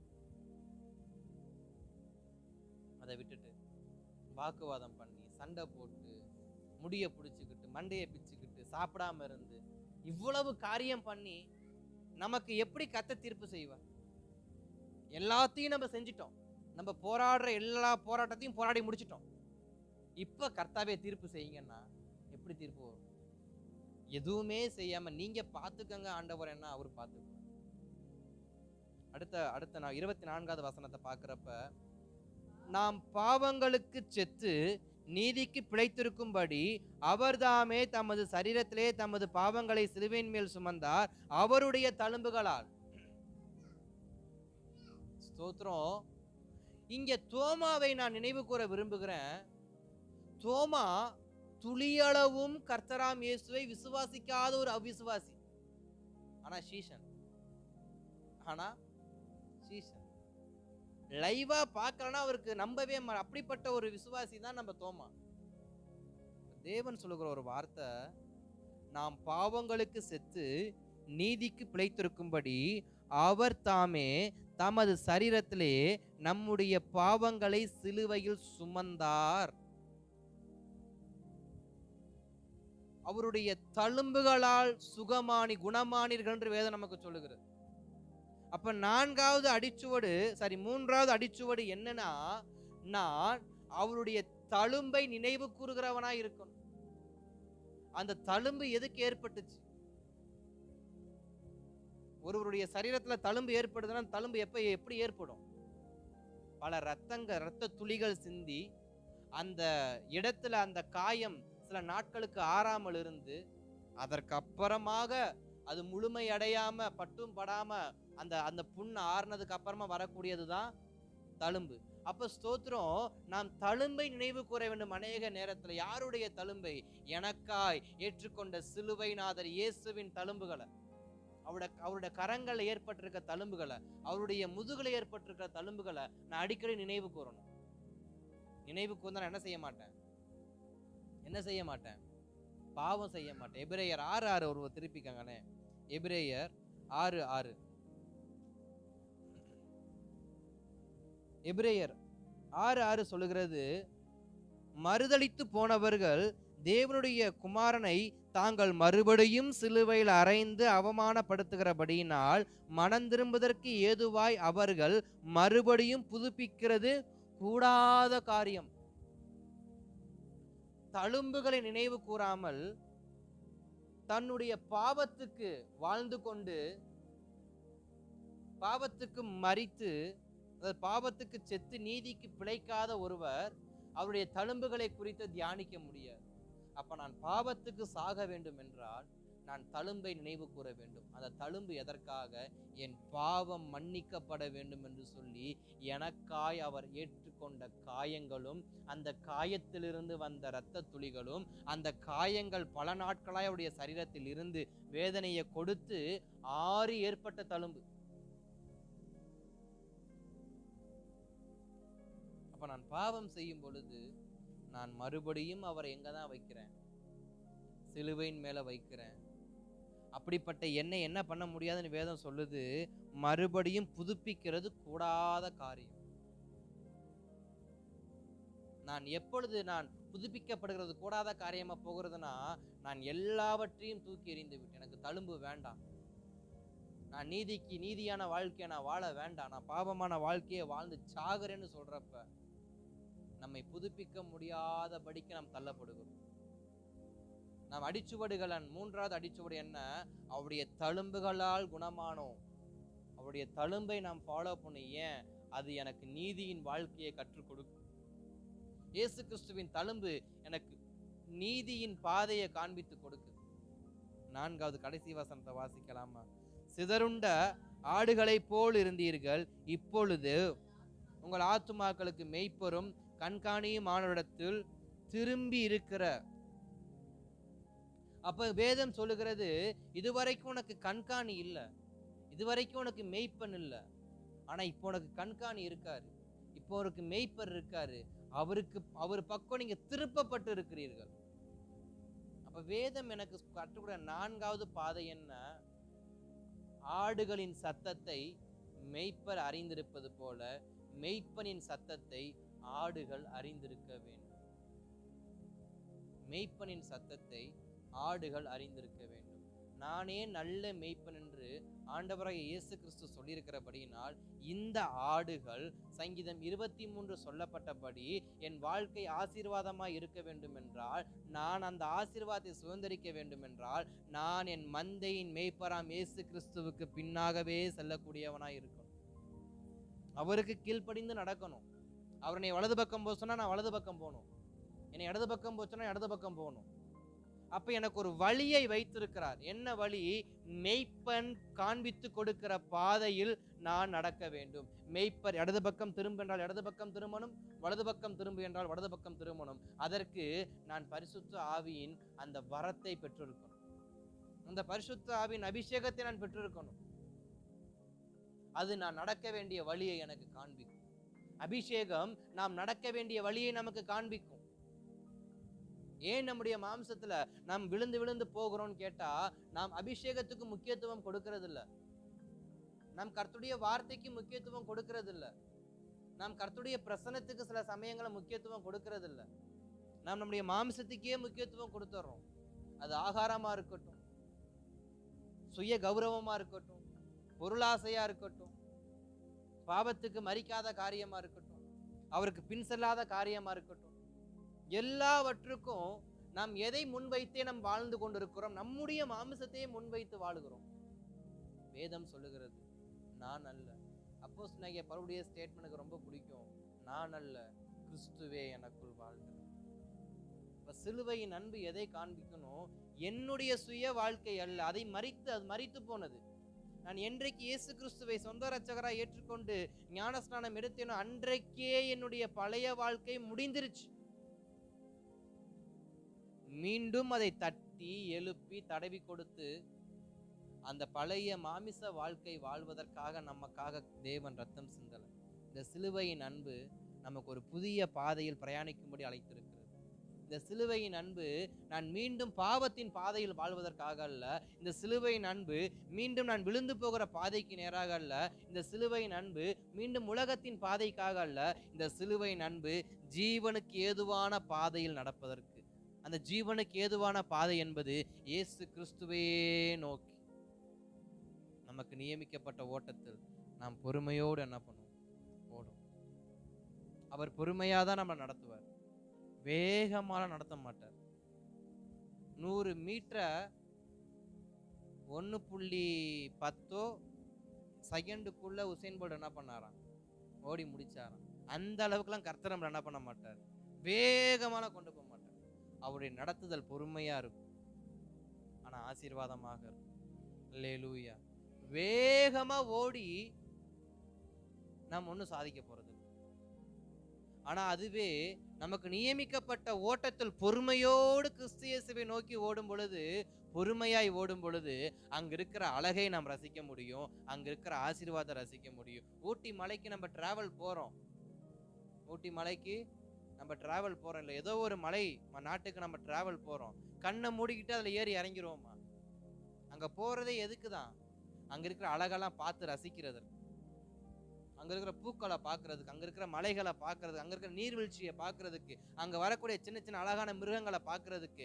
அப்படி போயிட்டு கண்ணை கட்டிக்கிட்டு போனா அதுக்கு நான் போகாமே இருக்கலாமே. இந்த கிறிஸ்தவ வாழ்க்கை என்பது பொறுமையோடு ரசித்து கொண்டு ஓடணும், ரசனையோடு இந்த ஓட்டத்தை ஓடணும். ரசனை இல்லைன்னா இந்த ஓட்டத்தை என்ன பண்ண முடியாது. இந்த ஓட்டத்துல கொஞ்சம் பாடு வரும், ரசிக்கணும். போராட்டம் வரும், ரசிக்கணும். பலவீனம் வரும், ரசிக்கணும். இல்லாமை என்கிற சூழ்நிலை வரும், அதையும் ரசிக்கணும். இந்த ரசனையோடு கர்த்தருக்கு ஸ்தோத்திரம் போட்டு வாழ்ந்து பாருங்க. யாபேசின் எல்லையை கர்த்தர் பெருக பண்ணினது போல நம்முடைய எல்லைகளையும் கர்த்தர் என்ன பண்ணுவார்? பெருக பண்ணுவார். அல்லேலூயா. நாம் செபிக்கலாமா? நாம் கண்களை மூடி தேவனுக்கு நேராக, ஆவியானவரே, எங்களை உமது கரத்தில் ஒப்பு கொடுக்கிறோம், எங்களை உமது கரத்தில் ஒப்பு கொடுக்கிறோம், எங்களை உமது கரத்தில் ஒப்பு கொடுக்கிறோம். நேர்வழியாய் நடத்துகிற தகப்பன் நீர் அல்லவா, நேர்வழியாய் நடத்துகிறவர் நீர் அல்லவா. உம்முடைய அடிச்சுவடுகளை பின்பற்றி நாங்கள் நேர்வழியாய் நடக்க எங்களுக்கு உதவி செய்யுங்க ஆண்டவர். நாங்கள் மாமிசத்துக்கு முக்கியத்துவம் கொடுக்காதபடி, மாமிசத்தில் தூண்டப்பட்டவர்களாய் வாழாதபடி எங்கள் ஆவி எங்களை ஆட்கொள்ளட்டும். தேவன் தந்த பரிசுத்த ஆவியானவர் எங்களை ஆட்கொள்வீராகப்பா, எங்களை ஆளுகை செய்வீராகப்பா, எங்களை நடத்துவீராகப்பா, நடக்க வேண்டிய வழியை எங்களுக்கு காண்பித்து தருவீராகப்பா, எங்கள் கண்கள் மேல் ஆலோசனை வைத்து எங்களுக்கு பதில் சொல்வீராகப்பா. உமது கரத்தில் ஒப்பு கொடுக்கிறோம், உமது கரத்தில் ஒப்பு கொடுக்கும். இந்த 4ஆம் நாள் ஜெபத்தில் அமர்ந்திருக்கிறதான ஒவ்வொரு தேவ பிள்ளைகளுக்காக ஸ்தோத்திரம் ஆண்டவரே. எந்த விதத்திலும் எங்களது மாமிசம் தூண்டப்படாதபடிக்கு ஆவியானவர்கள் எங்களிடத்தில் முத்திரை வைப்பீராகப்பா. எங்கள் மாமிசம் தூண்டப்படாதபடிக்கு ஆவியானவனை முத்திரையிடுவீராக. ஆவியானவர் முத்திரையிடுவீராகப்பா. உமக்கு சாட்சியாய் வாழ, எங்களுக்கு நியமிக்கப்பட்ட ஓட்டத்தில் பொறுமையோடு ஓட, மெய்ப்பனுக்கு பின்பாக சென்று கொண்டு ஆண்டவரே புல்வெளிகளிலும் அமர்ந்த தண்ணீர் அண்டையிலையும் என்னைய கொண்டு போய் சேர்க்கிற அந்த சத்துருக்களுக்கு முன்பாக ஏற்படுத்தப்படுகிறதான அந்த விருந்தையும், அவர்களுக்கு முன்பாக ஏற்படுத்தப்படுகிற அந்த அபிஷேகத்தையும் நான் பெற்றுக்கொள்ள, நான் எனக்கு நியமிக்கப்பட்ட அந்த ஓட்டத்தில் நான் பொறுமையோடு ஓடுகிறேன்ப்பா. அடிச்சுவடுகளை பின்பற்ற உதவி செய்யுங்க. இயேசுவின் நாமத்தில் நல்ல பிதாவே, ஆமென், ஆமென், ஆமென்.